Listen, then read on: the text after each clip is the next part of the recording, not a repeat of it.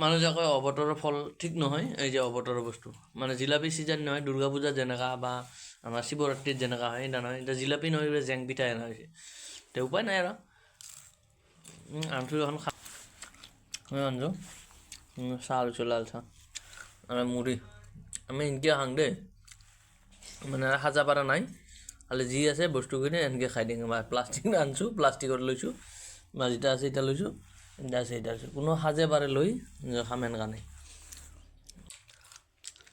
ঠিক আছে, সন্ধিয়া চাহটা আজি এনেকৈ খালোঁ, বাই বাই। আহক এটা আৰু কি কৰিম আৰু, বিহু নাচে এটা চাওঁ নেকি, একদম জবৰদস্ত বিহু, কি ধুনীয়া নাচিছে চাব দেই।